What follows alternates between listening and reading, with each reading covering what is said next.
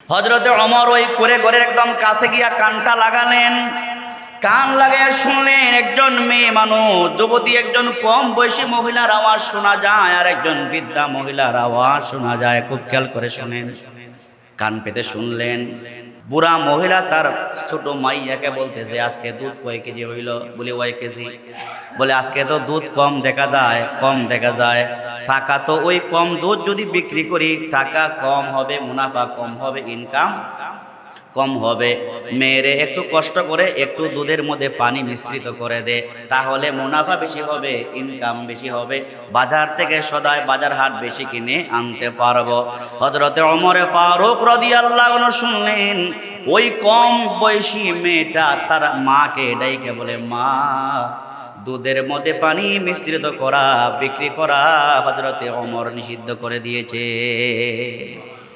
তো হযরতে ওমর ইবনে খাত্তাব উনি শুনতেছেন, যুবতী মেয়েটা বলতেছে, মা, অর্ধেকটা জাহানের রাষ্ট্রপ্রধান হযরতে ওমর ইবনে খাত্তাব রাদিয়াল্লাহু আনহু দুধের মধ্যে পানি মিশ্রিত করা নিষেধ করে দিয়েছেন। এবার মা বলতেছে, মেরে, অর্ধজাহানের রাষ্ট্রপ্রধান হযরত ওমর তো আর আমাদের বাঙ্গা করে আসবে না, ওমরও শুনবে না। যুবতী মেয়েটা বলে, মা, ওমর যে রবকে ভয় করে বলেছেন, ওমর যদিও আমাদের কুঁড়ে ঘরের আশপাশে নাই, কিন্তু রব্বুল আলামিন তো আমাদের সাথে আছে না নাই। মা, দুধের মধ্যে পানি মিশ্রিত করে বিক্রি করতে পারবো, ওমর দেখবে না, কিন্তু মা, আপনার রব যিনি, আমার রব যিনি, ওমরের রব যিনি, উনার চোখে ফাঁকি দেওয়া সম্ভব না। জুড়ে বলেন ঠিক কিনা? ওমরের চোখে ফাঁকি দেওয়া যায়, আমি আপনার চোখে ফাঁকি দিতে পারি। তামাম দুনিয়াতে রব সৃষ্টি করেছেন, রব্বুল আলামিনের চোখে বিন্দু মাত্র ফাঁকি দেওয়ার সুযোগ। এবার মেয়েটা বলে, মা, আপনার পায়ে ধরে বলে তওবা যে করতে পারবো এই গ্যারান্টি তো আমার হাতে নাই। টাকা যদিও কম হয়, যেদিন টাকা কম হবে বাজার সদায় কম হবে, ওই দিন আপনি পেট ভর্তি করে খাবেন। আমি একদিন এক ওয়াক্ত কম খাইলে আমার অসুবিধা হবে না, তারপরও কিয়ামতের ময়দানে রবের সামনে আমি আসামি হইয়া দাঁড়াতে চাই না। আল্লাহ রাব্বুল আলামিন বলেন, ইয়া আইয়ুহাল্লাযীনা আমানুত্তাকুল্লাহা ওয়াল তানজুর নাফসুম মা কদ্দামাত লিগাদ। সূরা হাশরের 19 নম্বর আয়াতের মধ্যে আল্লাহ বলেন, ইয়া আইয়ুহাল্লাযীনা আমানু, হে দুনিয়ার মুমিনগণ, ঈমানদারগণ, ইত্তাকুল্লাহ, তোমরা তোমাদের রবকে ভয় করো, ওয়াল তানজুর নাফসুম মা কদ্দামাত লিগাদ, আর প্রত্যেক মুমিনের জন্য চিন্তা করা উচিত সে যেন আগামীকালের জন্য চিন্তা করে। একজন ঈমানদার তো সংশোধন হওয়ার জন্য কোরআনের ওই আয়াতটাই যথেষ্ট। একজন মুমিন যদি তার হৃদয় থেকে কোরআনে কারীমের সেই আয়াতটি অনুধাবন করতে পারে যে আল্লাহ যে বলেছেন আগামীকালের জন্য চিন্তা করা, এর মানে হলো আল্লাহ বোঝাইতে চান, বান্দা বান্দি শুনো, আজকের পরে আগামীকাল আসা যেমন নিশ্চিত, দুনিয়াও কিয়ামত হবে এটাও নিশ্চিত, বিন্দু মাত্র সন্দেহ নাই। ঘোষণা কার? আল্লাহ পাক। আল্লাহ তাআলা বুঝাইতে চান, বান্দা বান্দি শোনো, দুনিয়া কিয়ামত হয়ে যাবে, কিচ্ছু থাকবে না, তুমি থাকবে না, তোমরা কেউ থাকবে না, আসমান জমিন চন্দ্র সূর্য গ্রহ নক্ষত্র পাহাড় পর্বত উঁচা টিলা নিচা টিলা সব কিছু কি হয়ে যাবে। কুল্লু মান আলাইহা ফান, কুল্লু মান আলাইহা ফান, দুনিয়ার সব কিছু ভেঙ্গে চূর্ণ বিচূর্ণ হয়ে যাবে, সব ধ্বংস হয়ে যাবে। রাজার বাহাদুরি থাকবে না, বাদশার বাহাদুরি থাকবে না, গুন্ডার গুন্ডামি থাকবে না, চাঁদাবাজদের চাঁদাবাজি আর থাকবে না। যত রাজা বাদশাহ উজির নাজির গরিব দুঃখী মেহনতি মানুষ আছে সব কিছুই একসাথে ইসরাফিলের সিংহায় ধ্বংস হয়ে যাবে। কুল্লু মান আলাইহা ফান, সব কিছু শেষ হয়ে যাবে, কিচ্ছু থাকবে না। এই চামড়ার চোখ দিয়ে আমরা যা দেখি, সাত আসমান, সাত জমিন, গ্রহ নক্ষত্র, কত বিশাল বড় বড় পাহাড়, কত দলান অট্টালিকা আছে না নাই? হ্যাঁ, হাজার হাজার দলান অট্টালিকা আছে, বিশাল বড় বড় ইমারত আছে, বিল্ডিং আছে। ইসরাফিল যেদিন সিংহায় ফু দিবে, উঁচা টিলা পাহাড় পর্বত কিচ্ছু থাকবে না, সব কিছু রুই রুই হইয়া উড়ে যাবে। সুবহানাল্লাহ। এগুলা যিনি করবেন তিনি কে? আল্লাহ পাক। আল্লাহ পাক সারা দুনিয়ার কেউ কিছু করতে পারবে না। দুনিয়ার সকল রাজা বাদশা যদি একত্রিত হয়, জমা হয়, আর সকল শক্তি খরচ করে যদি চেষ্টা করে, আসমানকে ছিদ্র করতে পারবেনি। আওয়াজ করে বলেন, পারবে? আসমানকে ছিদ্র করতে যদি চেষ্টা করে, আসমানের বিন্দু মাত্র ক্ষতি করতে পারবে না। বরং যারা চাবে আল্লাহ পাকের সেই কুদরতে হাত দিতে, তাদের সকল শক্তিকে রব্বুল আলামিন মাটির সাথে মিশিয়ে দেওয়ার ক্ষমতা আছে না? না। ফেরাউন দাবি করেছিল না রব্বুকুমুল আ'লা, সে নিজেকে বড় রব বলে দাবি করেছিল। আল্লাহ পাক সেই ফেরাউনকে এমন শাস্তা করেছেন, এমন গজব দিয়েছেন, সেই ফেরাউনকে আল্লাহ রব্বুল আলামিন ওই সমুদ্রের একদম তলদেশের কাদা মাটি খাওয়ায়া দুনিয়া থেকে বেইজ্জত করে দিয়েছেন, ঠিক কিনা? তো আল্লাহ তাআলা বলে, বান্দা শোনো, ইয়া আইয়ুহাল্লাযীনা আমানু, ও দুনিয়ার ইমানদারগণ শোনো, ইত্তাকুল্লাহ, তোমরা তোমাদের রবকে ভয় করো, তোমরা তোমাদের প্রতিপালককে ভয় করো। ওয়াল তানজুর নাফসুম মা কদ্দামাত লিগাদ, প্রত্যেক মুমিনের চিন্তা করা উচিত সে আগামী কালের জন্য কি সামানা রেডি করেছে। আগামী কালের জন্য কি সামানা রেডি করবে? আমরা সবাই জানি দুনিয়াটা টাকার জায়গা না। দুনিয়া কি টাকার জায়গা? দুনিয়া এটা টাকার জায়গা না। ইহা তো সব মুসাফির হ্যায়, ইহা তো সব মুসাফির হ্যায়, ওহি আখির ঠিকানা, কোই আগে রওয়ানা হ্যায়, কোই পিছে রওয়ানা। मौत को तुम दूर न समझो, मौत है हरदम करीब, तुमको मोहलत ना दी जाए लब हिलाने के लिए। কবি বলতেছেন, মৌতকে আমরা অনেক দূরে মনে করি, মৌতকে আমরা অনেক দূরে মনে করি। একজন মানুষ লন্ডন যায়, আমেরিকা যায়, বুক ভরা আশা নিয়ে যায়, লন্ডন যাব, আমেরিকা যাব, কানাডা, দুবাই, কত দেশে আমি যাব, যাইয়া এত বছর থাকবো, এই করব সেই করব, তারপরে বাড়িতে আসবো, বিল্ডিং বানাবো, বাড়ি গাড়ি কত কিছু করব। অথচ তার জানা নাই ওই দেশ থেকে তার বুক ভরা আশা নিয়ে আসে আর ফিরে আসতে পারবে না। কফিনের ভিতরে মরা লাশ হইয়া তাকে ফিরে আসতে হবে। জোরে জোরে কোন ঠিক কিনা? এগুলা করেন কে? তো আল্লাহ তাআলা বলে, বান্দা শোনো, ওই দিনের জন্য, আগামী কালের জন্য চিন্তা করো। আরো সহজ উদাহরণ দেই, আমি যদি এই সিলেট থেকে ঢাকায় যাই, আমার সাথে কিছু মালপত্র থাকে, থাকে কি থাকে না? মোবাইল থাকে, টাকা পয়সা থাকে, জরুরি কিছু জামা কাপড় তাকে। এই যে অল্প কয়েক ঘন্টার জন্য আমি ঢাকা যাই, অল্প 2-1 দিনের জন্য মনে করেন আমি সফরে যাই, ঢাকা যাই, এই 2-3 দিনের জন্য কিছু সরু সামানা পত্র আমার কাছে থাকে। এবার চিন্তা করেন, আল্লাহ কেন বলেছেন বান্দা তুমি তোমার আগামীকালের জন্য চিন্তা করো? আল্লাহ পাক কেন বলেছেন বান্দা যেন ওই কথাটা অনুধাবন করতে পারে? বান্দা 2 দিনের সফরে বের হলে তোমার যদি এত সামানা পাত্রীর প্রয়োজন হয়, বান্দা বান্দি হাজারো বছর তোমাকে কবর জগতে ঘুমাতে হবে। ওই হাজারো বছর কবর জগৎ থেকে ওইটা হাসরের ময়দানে কম পক্ষে 50,000 বছর তোমাকে উলঙ্গ হইয়া দাঁড়ায়া থাকা লাগবে। হাজারো বছর কবর জগতে ঘুমানোর জন্য ঈমান আর আমলকে মজবুত করার দরকার আছে না না? সরু সামানা বলতে আগামীকালের জন্য কি প্রেরণ করেছে বলতে আল্লাহ কি বুঝাইছেন? আল্লাহ কি এই কথা বুঝাইছেন বলে বান্দা হাজার বছর কবরে ঘুমাইবা, এসি নিয়ে যাইতে হবে, ফ্যান নিয়ে যাইতে হবে, এগুলা কি? আমরা জানি দুনিয়ার জিন্দেগিতে আরামে ঘুমানোর জন্য উপরে ফ্যান লাগে, এয়ার কন্ডিশন লাগে, লাইট লাগে, আলো বাতাস কত কিছু লাগে।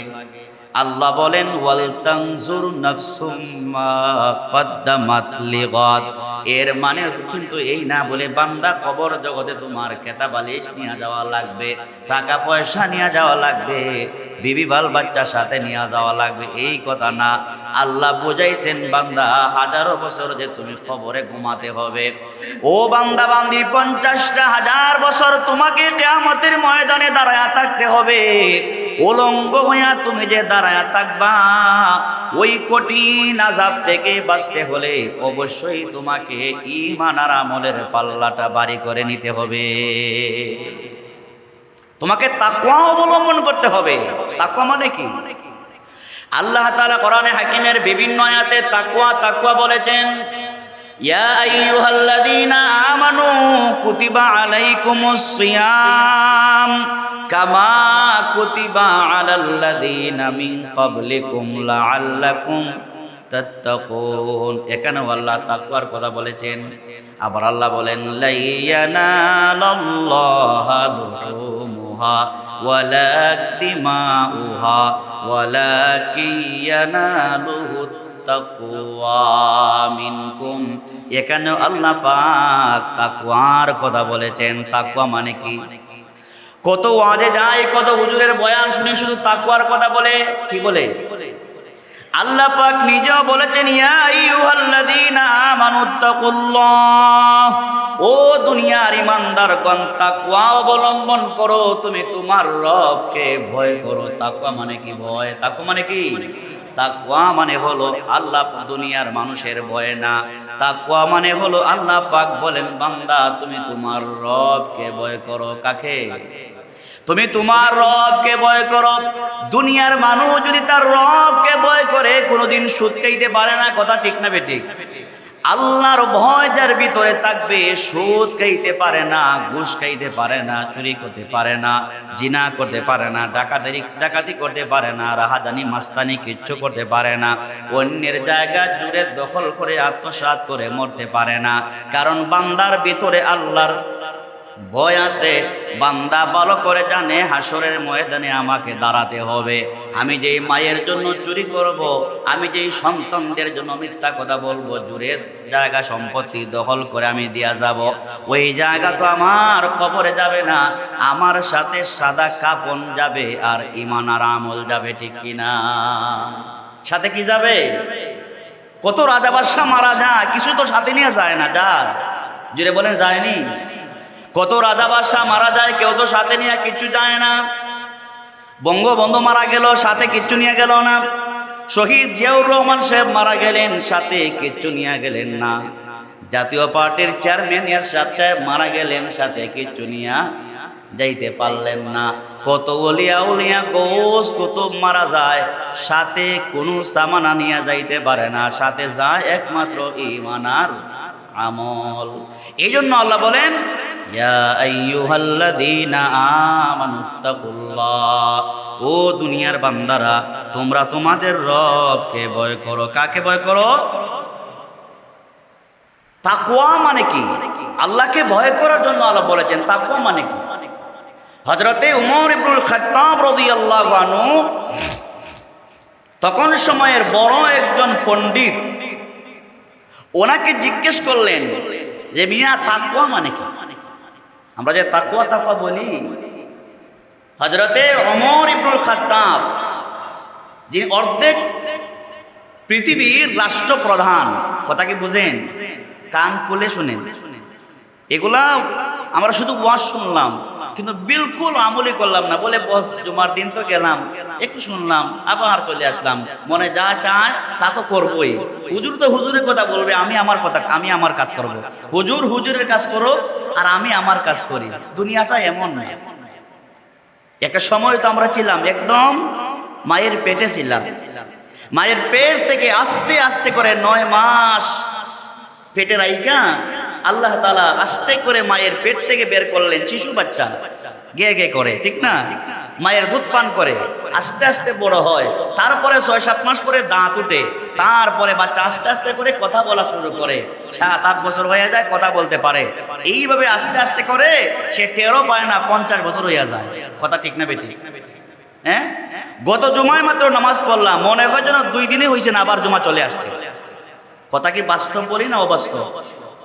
সময়ের কোনো মূল্য নাই। জীবনটা তো এমনিতেই চলে যাচ্ছে, জীবনটা তো এমনিতেই চলে যাচ্ছে। চুল দাড়ি পেকে যায়, মনে মনে ভাবি ভালোই হয়েছে, চুল দাড়ি পাকছে, মুরব্বী হয়েছে। কি হয়েছে জোরে বলেন না? চুল দাড়ি পাকছে তো মুরব্বী হয়েছে, আমরা অনেকে ধারণা করি। অনেকের চুল দাড়ি পেকে যায় কিন্তু শয়তানি বাদ দেয় না। কথা ঠিক না বেটি? চুল দাড়ি পাইকা সাদা কিন্তু শয়তানি বাদ দেয় না। কবর, এক পা কবরে চলে গেছে, তারপরও শয়তানি বাদ দেয় না। কেমনে মানুষকে জুলুম করবে, কেমনে মানুষকে বিপদে ফেলবে, কেমনে মানুষকে মিথ্যা মামলা দিয়ে কোন অবস্থা তাকে বিপদে ফেলা যায়, 24টা ঘন্টা মানুষ এই ধান্দায় থাকে। এমন কিছু মানুষ আছে না নাই? জোরে বলেন, এমন কিছু হারামজাদারা আছে না নাই? অল টাইম ইসলামের বিরোধিতা করে, অল টাইম মানুষকে কেমনে বিপদে ফেলা যায়, কেমনে মানুষকে তার সম্মান নষ্ট করা যায়, ইজ্জত নষ্ট করা যায়, কিভাবে তাকে বাড়িতে বাসাতে ঘুমাতে না যাওয়া যায়, এই চিন্তায় 24 ঘন্টা কাটায়। ওরা সামনের কাতারেও যদি নামাজ পড়ে, শরীয়তের ভাষায় এরা মুনাফিক। এরা কি? কথা ঠিক না বেটি? তো আল্লাহ বলেছেন, ইয়া আইয়ুহাল্লাযীনা আমানুত্তাকুল্লাহ, বান্দা তাকওয়া অবলম্বন করো, তুমি তোমার রবকে ভয় করো। হযরতে ওমর ইবনুল খাত্তাব রাদিয়াল্লাহু আনহু একজন সেই সময়ের বড় একজন পণ্ডিতকে বলেছিলেন তাকওয়া মানে কি। ওই লোকটা হযরতে ওমর ইবনুল খাত্তাবকে ডাইকে বলে, আপনি আবার পাল্টা প্রশ্ন করলেন, ও খলিফাতুল মুসলিমিন হযরতে ওমর, আপনি কি জীবনে কোনোদিন কাঁটাযুক্ত বাগান অতিক্রম করছেন কি না? কথা কি বুঝেন? হযরতে ওমর প্রশ্ন করলেন, ওনাকে আবার প্রশ্ন করলো। কাকে? খলিফাতুল মুসলিমিনকে, অর্ধেক জাহানের রাষ্ট্রপ্রধান যিনি। আর আমাকে বাংলাদেশের মন্ত্রী যদি হয়, তার কাছে যাওয়া যায় না বেটা, কিন্তু বুট আসতে পরে ঠিকই রিক্সা চালকের কাছে আইয়ে হ্যান্ডশেক করে। কথা ঠিক নি হাজি সাহেব? করে কি করে না? হ্যাঁ, নির্বাচনে দাঁড়াইলে ঠিকই আপনার হাতে রিক্সা চালক, ভ্যান গাড়ি চালক সকলকে জড়ায় ধরবে। মনে হয় যেন তার চাইতে আপন কেউ নাই, তার চাইতে আপন কেউ নাই। এবার সুযোগ আসছে, এই সুযোগকে কাজে লাগাতে হবে। ভালো দিনদার আল্লাহওয়ালা খুদাবিরু সৎ লোকদের শাসন যখন আল্লাহর জমিনে হবে, তখন দেশের মানুষ আরামে বাসাতে ঘুমাতে পারবে। চোর আর চুরি করতে পারবে না, বাটপাররা আর বাটপারি করতে পারবে না, ঘুষখোররা আর ঘুষ খাইতে পারবে না, ধান্দাবাজরা আর ধান্দাবাজি করতে পারবে না। জুড়ে কোন ঠিক কিনা? ভালো মানুষকে নির্বাচিত করা। আমরা ইমাম নিযুক্ত করতে হলে কত যাচাই বাছাই করি, ইমামের সার্টিফিকেট দেখে, পিছন দেখে, সামন দেখে, চুল দেখে, সব দেখে। কিন্তু সমাজের নেতা নির্বাচন করার সময় সুদ খায়া, ঘুষ খায়া, সব লম্পটার বাটপারকে ভোট দিয়ে বিজয়ী করে, আর সকল দেশের টাকা নিজে খাইয়া আঙ্গুল পিলা কলা গাছ হয়। এগুলা কি বাস্তব না অবাস্তব? তো হযরতে ওমর ইবনে খাত্তাবকে পাল্টা প্রশ্ন করলেন, ওমর, আপনি কি জীবনে কোনোদিন কাঁটাযুক্ত বাগান অতিক্রম করছেন কিনা? আমার দিকে তাকায় শুনেন। হযরতে ওমর ইবনুল খাত্তাব বললেন, হ্যাঁ, আমি কাঁটাযুক্ত বাগান অতিক্রম করছি। বলে কেমনে? কাঁটাযুক্ত বাগান কেমনে অতিক্রম করে? হযরতে ওমর বললেন, কাঁটাযুক্ত বাগান যদি হয় দ্রুত গতিতে অতিক্রম করা লাগে, আস্তে আস্তে না দ্রুত গতিতে অতিক্রম করব, আবার একদম সতর্কতার সাথে অবলম্বন করব। ওই লোকটা বললেন, কেন আপনি দ্রুত গতিতে যাবেন? কাঁটাযুক্ত বাগান দ্রুত গতিতে কেন পার হবেন? 2 নম্বরে সতর্কতার সাথে কেন পার হবেন? হযরতে ওমর ইবনে খাত্তাব বললেন, এই বাগানে সাপ বিচ্ছু থাকতে পারে। বাগানে সাপ বিচ্ছু থাকতে পারে কি পারে না? বাগানে সাপ বিচ্ছু থাকতে পারে। আমি যদি আস্তে আস্তে করে বাগান পাড়ি দেই, সাপ বিচ্ছু আমাকে দংশন করতে পারে, মৃত্যুর কুলে ডলে পড়তে পারে। 2 নাম্বার হলো, আমি যদি ওই ভয়ে দ্রুত গতিতে যাই আর যদি সতর্ক না থাকি, যেহেতু চতুর্দিকে কাঁটাযুক্ত বাগান আছে, ওই কাঁটা আমার শরীরে আমার দেহে গেঁথে যাওয়ার কারণে আমার জামা কাপড়ও ছিঁড়ে যাইতে পারে, আমার শরীরের চামড়াও ছিঁড়ে যাইতে পারে কি পারে না? ওই লোকটা বলতে যাও, খলিফাতুল মুসলিমিন ওমর, তাহলে আপনি শুনুন, এই তাম দুনিয়ার চতুর্দিকে মুমিনদের জন্য কাঁটা আছে না নাই? এটা গাছের কাঁটা না, লোহার কাঁটা না। মুমিনদের জন্য তাম দুনিয়া জুড়ে কাঁটা আছে, কাঁটার বাগান আছে। মুমিন যদি আপনার ঘর থেকে বের হন, রাস্তায় বের হইলে বেগানা মহিলা আপনার সামনে পড়তে পারে। মুমিন অন্ধকার রাত্রিতে হাঁটবা, তোমার সামনে স্বর্ণের পাহাড় পড়ে যাইতে পারে, টাকার গাঁটটি তোমার সামনে পড়ে থাকতে পারে। মুমিন যদি আল্লাহর ভয় থাকে, স্বর্ণের পাহাড় পাইলেও তার পকেটে ঢুকাইবে না। মুমিনের ভিতরে আল্লাহর ভয় থাকলে একজন বেগানা নারীর দিকে সে চোখ মেলে তাকাইবে না। জুড়ে কণ্ঠে কিনা? আর আল্লাহর ভয় যদি মুমিনের ভিতরে না থাকে, আল্লাহর ভয় যদি না থাকে, একজন মানুষ শুধু বেগানা নারীর দিকে তাকাবে না, তাকে রাতে নিয়ে আড্ডা দিবে। কথা বলেন ঠিক নি? একজন বেগানা নারীকে নিয়ে রাতের বেলায় আড্ডা দিবে, হোটেল রেস্তোরাঁয় তাকে নিয়ে জিনার কাজে ব্যবহার করবে। নাউজুবিল্লাহ। আরো সহজ করে বলবো, হযরতে আলী রাদিয়াল্লাহু আনহু, হযরতে আলী রাদিয়াল্লাহু আনহু তাকওয়ার ব্যাখ্যা করেছেন। মানে আল্লাহ যে বলেছেন, ইত্তাকুল্লাহ, তোমরা আমি রবকে ভয় করো। এই হযরতে আলী রাদিয়াল্লাহু আনহু বলেন, 4 জিনিসের নাম হলো তাকওয়া। কয় জিনিসের নাম? জুড়ে বলেন, কয় জিনিসের নাম? মাশাআল্লাহ, 4 জিনিসের নাম হইল তাকওয়া। 1 নাম্বার হলো আল্লাহ পাকের ভয়। 1 নাম্বার কি? আল্লাহ পাকের ভয়। 24টা ঘন্টা আমার কলিজা যার ভয় থাকবে তিনি কে? মহব্বতে বলেন, 24 ঘন্টা আমাদের কলিজা যার মহব্বত থাকবে তিনি কে? আল্লাহ পাক। দোকানে বসবেন, ভয় থাকবে কার? নামাজে দাঁড়াবো, অন্তরে ভয় থাকবে কার? নামাজে দাঁড়ালে আল্লাহ পাকের ভয় যদি তাকে, বাস্তবে বুঝে শুনে বলবেন, নামাজে দাঁড়াবো আল্লাহর ভয় যদি তাকে। আল্লাহর ভয় নিয়া বান্দা যখন, নামাজি বান্দা যখন নামাজে দাঁড়ায়, ওই নামাজটাই হবে আলাদা কোয়ালিটির, ঠিক কিনা? আল্লাহর ভয় নিয়ে যদি বান্দা নামাজে দাঁড়ায়, এই নামাজটার গুণগত কোয়ালিটি অনেক অনেক বাড়ি হবে। আর যদি আমি নামাজে দাঁড়াই, মন মিজাজ কিচ্ছু ভালো না, আল্লাহর ভয় আমার ভিতরে নাই, এমনিতেই আসলাম এমনিতেই গেলাম, এইভাবে যদি 1000 বছর আমি আপনি নামাজ পড়ি, ওই নামাজের মধ্যে মজা, আরো যেরকম ওই নামাজের মধ্যে মজা লাগবে না। হযরতে আলী রাদিয়াল্লাহু আনহু বলেন, তাকওয়া হলো 4 জিনিসের নাম। 1 নাম্বার হলো তাকওয়া, মানে হলো আল্লাহ পাকের ভয়। আরো সহজ করে বলি, একজন দোকানদার যদি তার ভিতরে আল্লাহর ভয় থাকে, বলুন তো দেখি জীবনে কোনোদিন ওজনে কম দিতে পারেনি? কারণ তার ভিতরে ভয় আছে কার? একজন ব্যবসায়ী মানুষ জীবনে যদি, দোকানে যদি তার ভয় আল্লাহর ভিতরে, আল্লাহর ভয় যদি তার ভিতরে থাকে, কাস্টমার গেলে পরে ওজনে কম দিবে না। কারণ কাস্টমার যদিও না জানে, জানে কে? কাস্টমার যদিও না জানে, কাস্টমারের মালিক, মাহাজনের মালিক, মালিকের মালিক যিনি, তিনি কে? আল্লাহ পাক তো জানে ওজনে আমি তো কম দিতেছি, ওই ব্যক্তি জানে না, রব জানে। 10 লিটার তেলের বোতল বিক্রি করবেন, এখানে 200 গ্রাম তেল যে কম, ওই ব্যক্তি কিন্তু জানে না, আপনি জানেন। যদি আপনি জানেন, তাকে বলতে হবে, দোস্ত তুই 200 গ্রাম তেল কম আছে, আপনি এইভাবে নেন। যদি না বলেন, ওই 200 গ্রাম তেল কিয়ামতের ময়দানে আপনাকে জাহান্নামে বানায় দিতে যথেষ্ট, ঠিক কিনা? এক নম্বরে হলো আল্লাহ পাকের ভয়। কার ভয়? এক নম্বরে হলো আল্লাহ পাকের ভয়। কেমন ভয়? একটা সুন্দর উদাহরণ দেই। ইসলামের দ্বিতীয় খলিফা হযরতে ওমর ইবনুল খাত্তাব রাদিয়াল্লাহু আনহু, অর্ধ জাহানের রাষ্ট্রপ্রধান।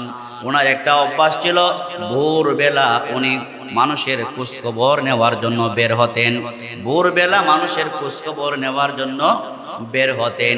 কোথায় কোন মানুষ অনাহারে মারা যায়, অর্ধাহারে মারা যায়, কোথায় কোন মানুষ বিপদগ্রস্ত আছে, এই খোঁজখবর নেওয়ার জন্য বের হতেন। আর আমগো বাংলাদেশ বলেন, তামাম দুনিয়া রাজা বাদশারা বলেন, ওনারা নিজের প্রাণের ভয়ে বাসা থেকে বের হইতে পারে না। চতুর্দিকে বডিগার্ড লাগে কি লাগে না? লাগে কি লাগে না? কারণ ওমরের ভিতরে ভয় ছিল কার? ওমরের ভিতরে ভয় ছিল আল্লাহর। তাকে কেন মানুষ মারবে? খলিফাতুল মুসলিমিন হযরত ওমর নিজের কাঁধে আটার বস্তা উঠাইয়া জনগণের বাসায় পৌঁছায় দিতেন। সুবহানাল্লাহ কোন? অর্ধেকটা দেশের রাষ্ট্রপ্রধান, কত বড় ঈমানওয়ালা, কত ভয় বিদিতা রবের তার ভিতরে ছিল। আটার বস্তা হযরত ওমর নিজের কাঁধে উঠাইয়া জনগণের বাড়িতে পৌঁছাইয়া দিতেন। ওই জনগণ তো ওমরের জন্য শুধু নিজের টাকা পয়সা সম্পদ দিবে না, নিজের জানটা পর্যন্ত ওমরের জন্য কোরবান করে দিবে, ঠিক কিনা? আর যেই এমপি মন্ত্রীরা নিজের সরকারি টাকাগুলা নিজের পকেটে ঢুকায়, ওই জনগণ যদি সুযোগ পায় তাহলে উলঙ্গ কইরা সাইরা দেয়, ঠিক কিনা? কিন্তু ওমরের ভিতরে তো জনগণের ভয় নাই, ওমরের ভিতরে ছিল আল্লাহ পাকের ভয়। জোরে কোন কার ভয়? হযরতে ওমরের শাসন আমলের একটা ঘটনা শোনাই। হযরতে ওমর ইবনুল খাত্তাব রাদিয়াল্লাহু আনহু ভোরবেলা মানুষের দুয়ারে দুয়ারে যাইতেন। কে কোন জায়গায় কোন অবস্থায় আছে মানুষের খোঁজখবর নিতেন। আর আমাদের দেশের এমপি মন্ত্রীরা দিনের বেলায় কিছু ঘোরাঘুরি করে। তো ডাক্তার সাহেব মনে করেন তার ডিউটি হইল সকাল 9টায়। কয়টায়?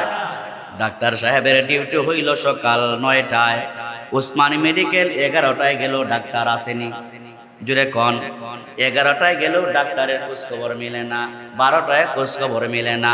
যদি গভর্নর কমিটি হিসাব যায়, স্বাস্থ্যমন্ত্রী যদি যায়, ডাক্তারের ডিউটি 9টা, যদিও তাকে 6টায় হাজির হইয়া যায়। কেন? তাহলে বোঝা গেল ডাক্তারের ভিতরে আল্লাহর ভয় নাই। ওই ডাক্তার যদি বুঝতো সরকার আমাকে এই জায়গায় চাকরি দিয়েছে, সকাল 9টা থেকে 1টা পর্যন্ত ডিউটি দিতে হবে, আমি যদি ডিউটি না করি রবের দরবারে জবাব দেওয়া লাগবে, তাহলে ডিসির বয়ে, স্বাস্থ্যমন্ত্রীর বয়ে, এমপি মন্ত্রীর বয়ে ওই ডাক্তার 9টার ডাক্তার 6টা গিয়ে হাজিরা দিত না, ঠিক কিনা? 9টার ডাক্তার 6টা যাওয়া লাগতো না। তো হযরতে ওমর ইবনে খাত্তাব রাদিয়াল্লাহু আনহু ডিউটি দিতেন ভোরবেলা হাঁটতেছেন, হঠাৎ করে শুনলেন একটা বাঙ্গা ঘর, জুফরা ঘর, বাঙ্গা ঘর, বাঙ্গা বুঝেন তো? জুফরা ঘর, কুড়ে ঘর, জীর্ণ শীর্ণ একটা ঘর। ওই ঘরের মধ্যে ফিসফিস করে আওয়াজ শোনা যায়, আওয়াজ। হযরতে ওমর আস্তে আস্তে করে ওই জীর্ণ শীর্ণ ঘরের কাছে গেলেন। যায়া দেখলেন একজন মুরব্বী মহিলার আওয়াজ শোনা যায়, আর একজন যুবতী মহিলার আওয়াজ শোনা যায়। মহিলা এবং মানুষের কণ্ঠ শুনলে মানুষ বুড়া না জোয়ান বোঝা যায় কি যায় না? হযরতে ওমর ওই কুড়ে ঘরের একদম কাছে গিয়া কানটা লাগালেন। কান লাগায় শুনলেন একজন মেয়ে মানুষ, যুবতী, একজন কম বয়সী মহিলার আওয়াজ শোনা যায়, আর একজন বৃদ্ধা মহিলার আওয়াজ শোনা যায়। খুব খেয়াল করে শুনেন, কান পেতে শুনলেন। মহিলা বুড়া মহিলা তার ছোট মাইয়াকে বলতেছে, আজকে দুধ কয় কেজি হইল? বলে 1 কেজি। বলে আজকে তো দুধ কম দেখা যায়। টাকা তো ওই কম দুধ যদি বিক্রি করি টাকা কম হবে, মুনাফা কম হবে, ইনকাম কম হবে। মেয়েরে একটু কষ্ট করে একটু দুধের মধ্যে পানি মিশ্রিত করে দে, তাহলে মুনাফা বেশি হবে, ইনকাম বেশি হবে, বাজার থেকে সদায় বাজার হাট বেশি কিনে আনতে পারবো। হযরতে ওমর ফারুক রাদিয়াল্লাহু আনহু শুনলেন ওই কম বয়সী মেয়েটা তার মাকে ডাইকে বলে, মা দুধের মধ্যে পানি মিশ্রিত করা বিক্রি করা হযরতে ওমর নিষিদ্ধ করে দিয়েছে। তো হযরতে ওমর ইবনে খাত্তাব উনি শুনতেছেন, যুবতী মেয়েটা বলতেছে, মা, অর্ধেকটা জাহানের রাষ্ট্রপ্রধান হযরতে ওমর ইবনে খাত্তাব রাদিয়াল্লাহু আনহু দুধের মধ্যে পানি মিশ্রিত করা নিষেধ করে দিয়েছেন। এবার মা বলতেছে, মেরে অর্ধজাহানের রাষ্ট্রপ্রধান হযরত ওমর তো আর আমাদের বাঙ্গা করে আসবে না, ওমরও শুনবে না। যুবতী মেয়েটা বলে, মা, ওমর যে রবকে ভয় করে বলেছেন, ওমর যদিও আমাদের কুড়েঘরের আশপাশে নাই, কিন্তু রব্বুল আলামিন তো আমাদের সাথে আছে না না। মা, দুধের মধ্যে পানি মিশ্রিত করে বিক্রি করতে পারবো, ওমর দেখবে না, কিন্তু মা, আপনার রব যিনি, আমার রব যিনি, ওমরের রব যিনি, উনার চোখে ফাঁকি দেওয়া সম্ভব না। জুড়ে বলেন ঠিক কিনা? ওমরের চোখে ফাঁকি দেওয়া যায়, আমি আপনার চোখে ফাঁকি দিতে পারি। তামাম দুনিয়াতে রব সৃষ্টি করেছেন, রব্বুল আলামিনের চোখে বিন্দু মাত্র ফাঁকি দেওয়ার সুযোগ। তো হযরতে ওমরে ফারুক এই কথাগুলা শুনলেন। মা মেয়েকে ডাইকে বলতেছে, মা, একটা কাজ করো, আল্লাহ পাক তো তওবার দরজা খোলা রাখছেন। কি রাখছেন? আল্লাহ পাক তো তওবার দরজা খোলা রাখছেন, ভয় করবা না, দুধের মধ্যে পানি মিশায়া দাও। তওবা করলেই তো আল্লাহ মাফ করেন না? তওবা করলেই তো আল্লাহ কি করবেন? এমন আমাদের মধ্যে অনেক মানুষ আছে, আসেনি না নাই? আছে না নাই? সুযোগ পাইছি যখন একটু গুনাহ করিলেই না, তওবা করব মনে আছে না নাই? তওবা করার সুযোগ দিয়ে আপনাকে আল্লাহ দিবেন। আপনি কি চুক্তি করছেন আল্লাহর সাথে? মায়ের পেট থেকে যখন আসছেন চুক্তি না বানিয়ে আইছেন না? তো মেয়েটাকে বলতে যে, মেয়ে, তুমি দুধের মধ্যে পানি মিশাও, আল্লাহ তো তওবার দরওয়াজা খোলা রাখছেন, আল্লাহ তওবার দরওয়াজা খোলা রাখছেন। এবার মেয়েটা বলে, মা, আপনার পায়ে ধরে বলে, তওবা যে করতে পারবো এই গ্যারান্টি তো আমার হাতে নাই। টাকা যদিও কম হয়, যেদিন টাকা কম হবে, বাজার সদায় কম হবে, ওই দিন আপনি পেট ভর্তি করে খাবেন। আমি একদিন এক ওয়াক্ত কম খাইলে আমার অসুবিধা হবে না, তারপরও কিয়ামতের ময়দানে রবের সামনে আমি আসামি হইয়া দাঁড়াতে চাই না। হযরতে ওমরে ফারুক আর এখানে টিকতে পারলেন না। হযরতে ওমর বলেন, আমার এই মেয়ের কথা শুই না আমার শরীরে কাঁপন শুরু হয়েছে। আমি অর্ধ জাহানের রাষ্ট্রপ্রধান, কিন্তু ওই মহিলা মানুষ, অল্প বয়ের একটা মেয়ে, তার ভিতরে তার রবের ভয় কি পরিমাণ। হযরতে ওমর দৌড়ায় গেলেন তার বাসাতে যাইয়া বললেন, ও আব্দুল্লাহর মা, তার ছেলে উমরের ছেলের নাম ছিল কি? আব্দুল্লাহ। নাম ছিল কি? হযরত ওমরে ফারুক ওনার ছেলের নাম রাখছিলেন আব্দুল্লাহ। আমরা তো সন্তান হলে আব্দুল্লাহ রাখে না, আব্দুর রহমান রাখে না, সাহাবায়ে কেরামদের নাম রাখে না, কত হাবি জাবি নাম রাখে। এগুলার ভালো কোনো অর্থ নাই, দুনিয়াতেও নাই, আখিরাতেও নাই, এমন নাম রাখে কি রাখে না? রাখেনি না? রাখে না? ছেলের নাম রাখে তুফানি মিয়া। কি মিয়া? তুফানি। ওই মিয়া তুফানি রাখছো কাল লাগে? ওই হুজুর, যেদিন বাচ্চাটা হয়েছিল ওই দিন বড় তুফান হয়েছিল। কি হয়েছিল? খুব বড় ধরনের তুফান হয়েছিল। তো ওই বিপদে পড়ে বাচ্চার নামও রেখে দিয়েছে তুফানি। বাচ্চার নাম রাখে বৃষ্টি। কি রাখে? আরে বৃষ্টি নামে বাচ্চা আছে না নাই? মা বাবা আপনার যে দায়িত্বশীল, কি রাখছেন? বৃষ্টি রাখছি। খুব ভালো রাখছেন। কিয়ামতের ময়দানে জুতার বাড়ি ছাড়া দুসরা কোনো রাস্তা নাই, ঠিক কিনা? হাসরের ময়দানে আপনার সন্তানই আপনার বিরুদ্ধে নালিশ করবে, বলে আমার মা বাবার মতো শয়তান আর ছিল না, আমার নাম রাখছে বৃষ্টি, আল্লাহ আমাকে জাহান্নামে নেওয়ার আগে এই বাটপারকে জাহান্নামে নেন। নাম রাখে সন্তানের বৃষ্টি বলে, কেন বৃষ্টি রাখছ? বলে কোনো হুজুরের দ্বারো কাছে যাই না, বৃষ্টি নাম রাখছে। ওই দিন বৃষ্টি খুব বেশি হয়েছিল, বৃষ্টি খুব। তো নাম রাখেন টাডা, যেদিন বড় ধরনের টাডা পড়ে ওই দিন টাডা রাখেন। তো আপনার ঘরে যা টাডা আছে সব আল্লাহ দিয়া দিবে, ঠিক নেই? তো হযরত ওমর দৌড়ায় গেলেন ওনার ঘরে। হযরত ওমর ওনার ঘরে গেলেন, যাইয়া ওনার ছেলে আব্দুল্লাহ তার মাকে ডাকলেন, ও আব্দুল্লাহর মা। বলে, লাব্বাইক। বলে, একটা কথা আমি বলতে চাই, তুমি তোমার ছেলেকে বিবাহ করাবে, কন্যা খুঁজতেছো, মেয়ে খুঁজতেছো, ভালো একটা মেয়ের সন্ধান পাইছি, ভালো একটা কন্যার সন্ধান পাইছি হযরতে ওমর ইবনুল খাত্তাবের বিবির মনে মনে ধারণা, যেহেতু জাহানের রাষ্ট্রপ্রধান, ওনার ছেলেকে বিবাহ করাবে এমন নামি দামি একটা ফ্যামিলি অবশ্যই হবে। হযরতে ওমরের বিবি বললেন, ও খলিফাতুল মুসলিমিন, কোন জায়গায় বিবাহ করাবেন? ওই পাত্রীর বাবার নাম কি, তার বংশ পরিচয় কি? ওমর বললেন, ও তার বংশ পরিচয় বললে তুমি চিনবা না। জীর্ণ শীর্ণ একটা ঘর, করে ঘর, ভাঙ্গা ঘর, বৃষ্টি আকাশ থেকে বৃষ্টি পড়লে বাহিরে পড়বে, তার ঘরেও পড়বে। এমন একটা মেয়ে আমি তোমার ছেলেকে দিয়া বিবাহ করাতে চাই।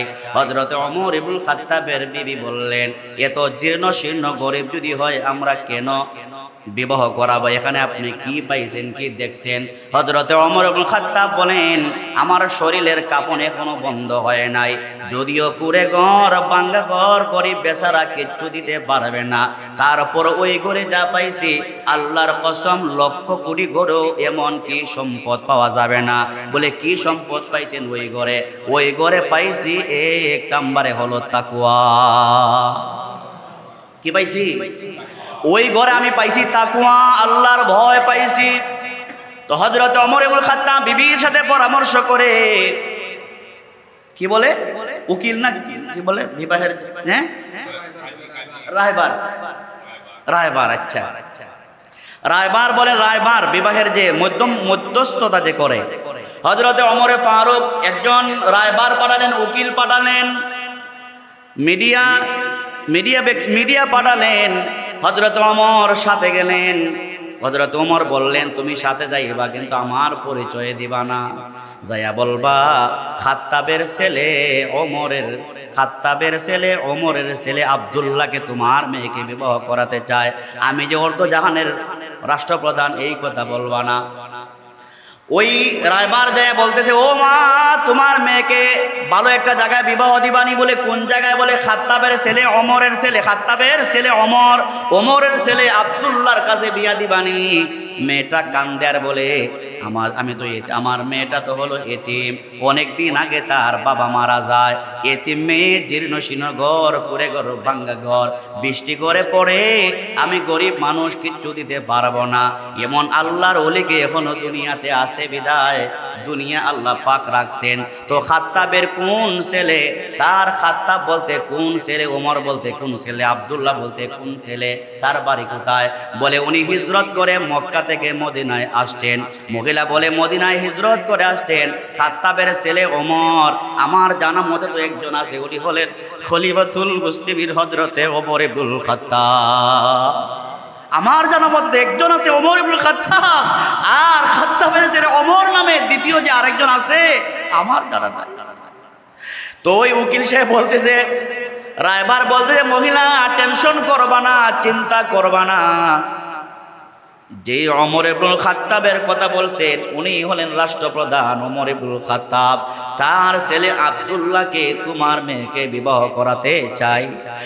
ওই মহিলা তখন কান্দে আর বলে, ও মিয়া, জাহান যার আঙ্গুলের ইশারায় পরিচালিত হয়, রাষ্ট্রের প্রধান যিনি, উনি আমার মেয়েকে উনার ছেলেকে দিয়া বিবাহ করাবেন, এটা তো আমার বিশ্বাস হয় না।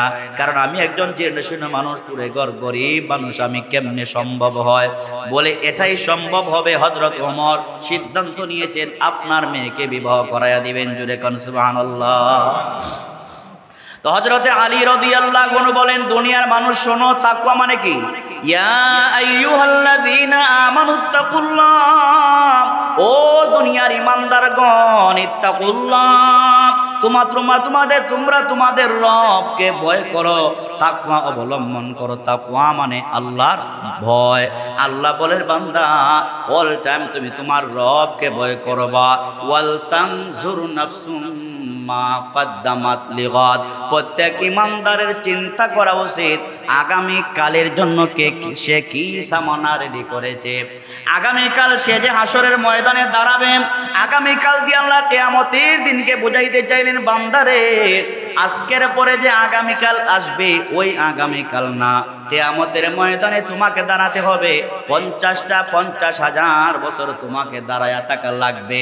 মা সন্তানকে পরিচয় দিবে না, বাবা তার কোন সন্তানকে পরিচয় দিবে না, পিসাব মুরিদকে পরিচয় দিবে না, কোনো নেতা তার খেতাকে পরিচয় দিবে না। সবাই শুধু ইয়া রব্বি নাফসি, ইয়া রব্বি নাফসি করবে। সমস্ত নবী রাসূলগণ পর্যন্ত ইয়া রব্বি নাফসি, ইয়া রব্বি নাফসি করবে। একজন মাত্র নবী আছেন মুহাম্মাদুর রাসূলুল্লাহ সাল্লাল্লাহু আলাইহি ওয়াসাল্লাম। উনি একমাত্র বলবেন ইয়া রব্বি উম্মতি, ইয়া রব্বি উম্মতি। বাকি সবাই নাফসি নাফসি বলে কাঁদবে। আল্লাহ তাআলা বলেন ইয়া আইয়ুহাল্লাযীনা আমানুত্তাকুল্লাহ, ও দুনিয়ার ইমানদারগণ শোনো, তোমরা তোমাদের রবকে ভয় করো, ওই দিনের জন্য চিন্তা করো, কিয়ামতের দিনের জন্য চিন্তা করো। কিয়ামতের দিনের জন্য কি সামানা রেডি করেছো? দুনিয়ার ব্যবসা বাণিজ্য নিয়ে কবরে যাওয়া যাবে না। দুনিয়ার মাল সামান নিয়া হাসরের ময়দানে দাঁড়ানো যাবে না। হাসরের ময়দানে যার ঈমান আর আমল মজবুত হবে, ওই ব্যক্তিকে রব আরশের পতাকার নিচে জায়গা করে দিবে। আরশের পতাকার নিচে। তাহলে হাসরের ময়দানে আমাদের সকলকে দাঁড়াতে হবে, আল্লাহর সামনে দাঁড়াতে হবে। কার সামনে? আল্লাহ পাক বুঝাইতে চান, বান্দা দুনিয়া থাকবে না, এই দুনিয়া থাকবে না, সব কিছু লন্ড বন্ড হয়ে যাবে। কুল্লু মান আলাইহা ফান। কিয়ামতের আগে আল্লাহ মাঝে মাঝে ভূমিকম্প দেন। গতকালকেও ভূমিকম্প হয়েছে। গতকাল ফজরের পরেও ঢাকাতে ভূমিকম্প হয়েছে। এইভাবে আস্তে আস্তে করে কোন দিন বড় ধরনের ভূমিকম্প হয়ে যাবে, কার হায়াত কোন দিন শেষ হয়ে যাবে কারো জানা আসেনি। আসতে না জোরে বলেন, কারো জানা আছে? কারো জানা নাই। সুতরাং আল্লাহ পাক যে বলছেন, বান্দা তোমরা তোমাদের রবকে ভয় করো। 24 ঘন্টা আমি যখন দোকানের কেশে বসবো, ভয় থাকবে কার? আসতে না জোরে কোন, ভয় থাকবে কার? আল্লাহর ভয় থাকবে। আমি যখন নামাজে দাঁড়াবো, আল্লাহর ভয় থাকবে। আমি যখন রোজা রাখবো, আল্লাহ পাকের ভয় থাকবে। আমি যখন ব্যাংকে ম্যানেজারি করব, আল্লাহর ভয় থাকবে। আমার পকেটে যখন মানুষের টাকা থাকবে, আল্লাহ পাকের ভয় থাকবে। আওয়াজ করে বলবেন, যেই ব্যক্তির ভিতরে আল্লাহ পাকের ভয় আছে, ওই ব্যক্তি মানুষকে ঠকাইতে পারে না, ওই ব্যক্তি মানুষকে ধোঁকা দিতে পারে না, ওই ব্যক্তি কোনোদিন হারাম মাল খাইতে পারে না, ওই ব্যক্তি চুরি ডাকাতি করতে পারে না, ওই ব্যক্তি কোনোদিন অন্যের মান সম্মান ইজ্জত নষ্ট করতে পারে না। কারণ তার ভিতরে যার ভয় আছে, আওয়াজ করে বলেন তিনি কে? আল্লাহ। অন্ধকার রাত্রিতে কেউ নাই, সাথে মোবাইল আছে। ইচ্ছা করলে গুনার কাজ করা যায় কি যায় না? জোরে বলেন, গুনার কাজ করা যায় কি যায় না? ইচ্ছা করলে গুনার কাজ করা যায়, কিন্তু যদিও কেউ না জানে, মুসল্লি জানে না, কেউ জানে না, বিবি বাল বাচ্চা জানে না, জানেন কে? আরো মহব্বতে বলেন, জানেন কে? আল্লাহর ভয় যদি থাকে, একজন মানুষ আল্লাহর খাঁটি বান্দা হওয়ার জন্য ওই আয়াতটাই তার জন্য যথেষ্ট। জুড়ে কোন ঠিক কিনা? ওই আয়াতটাই একজন মানুষের জন্য। জ্ঞানী মানুষ যারা তারা সংক্ষেপ কথায় অনেক কিছু বোঝে। সুতরাং পায়ে ধরে বলি, হায়াত মওত এগুলা সব কার হাতে? আল্লাহ পাকের হাতে। আসুন সময়টাকে কাজে লাগাই। নিজেকে নিজে আয়নার সামনে যাইয়েন। নিজে আয়নার সামনে যাননি আপনারা? হ্যাঁ, আয়নার সামনে একটু যাইয়েন, যাইয়া নিজেকে নিয়ে একটু চিন্তা করেন যে আমি কেমন ছিলাম, আমার বডি কেমন ছিল, আমার চুল দাড়ি কেমন ছিল, আমার মুখের অবস্থা কেমন ছিল, মাথার চুলের কন্ডিশন কেমন ছিল, শরীরের চেহারার চামড়াগুলা কেমন ছিল আমার। আমি না এত জোয়ান ছিলাম, দাঁতগুলা দেখা যায় এখন নাড়াচাড়া করে, চোখের পাওয়ার আস্তে আস্তে কমে যাচ্ছে, চামড়া ডিল হয়ে যাচ্ছে। এগুলা যিনি করেন তিনি কে? এইভাবে নিজেকে নিয়ে চিন্তা করলে রবের ভয় ঢুকবে। আল্লাহ পাক আমাদের সকলকে খাঁটি মুমিন হয়ে মৃত্যুবরণ করার মতো তৌফিক আল্লাহ দান করুন। সকলে বলুন আমিন।